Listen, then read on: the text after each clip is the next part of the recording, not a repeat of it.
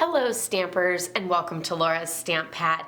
Today I just wanted to share another one of Laura's quick tips with you guys, just as a reminder because it's the new year, and a lot of times when the new year rolls around I like to make sure that I'm starting off the new year with my ink pads all nice and inked. So of course some of my colors I'm re-inking, all the time because of an event that I did using that color, and we used it a lot, or a big project or something like that.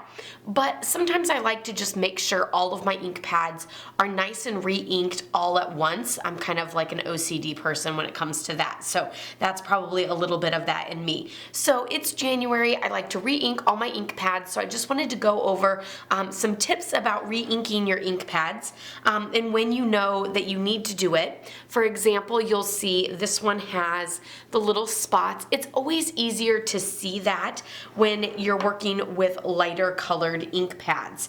The darker ink pads, it's hard to see those spots because it's just all dark. But yet whenever you stamp, you don't seem to be getting that nice smooth image. It looks like, your ink is lighter in some spots and darker in others. So I just kind of go back and forth and sort of like icing a cake, or, icing a cake, I guess, with the knife, putting in the detail and design. And just kind of going along. You can see a little bit in this one that there's a little bit of lightness to it. This is Calypso Coral, so I'm just going to add some here. Some of the ink pads I don't add much because I feel like, maybe they don't actually need a ton, but I just, add a little bit here and there and fill in. And then other ones, I super need it, and I don't know what I was waiting for, but I probably brought it back from an event and put it away and forgot that I actually needed to re-ink it until the next time I use it. This one is Mary Merlot. As you can see, it's dark. It probably needs re-inked because I haven't re-inked it in a long time, but because it's so dark, you can't really tell that it needs to be re-inked or not. So again, that's kind of why I like to re-ink all of mine, and just sort of start fresh, knowing that they've all been re-inked at the same time. And like I said, that's a little bit of the OCD in me.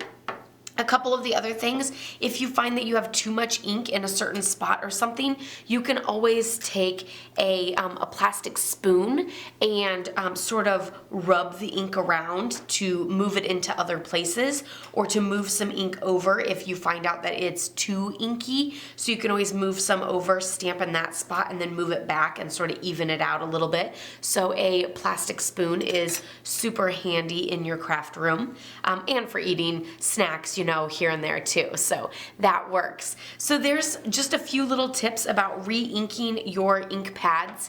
And I hope if you have any questions on this, just leave them down below, as I am happy to answer those for you. And I hope this was a nice little reminder for you to re-ink your ink pads, and so that you know how to re-ink your ink pads. If you need re-inkers, you can always get those at the time of purchasing your ink pads, or you can always get those later. So I will leave a link down below to my store so that you can get the re-inkers for all of your ink pads so you don't run out of ink.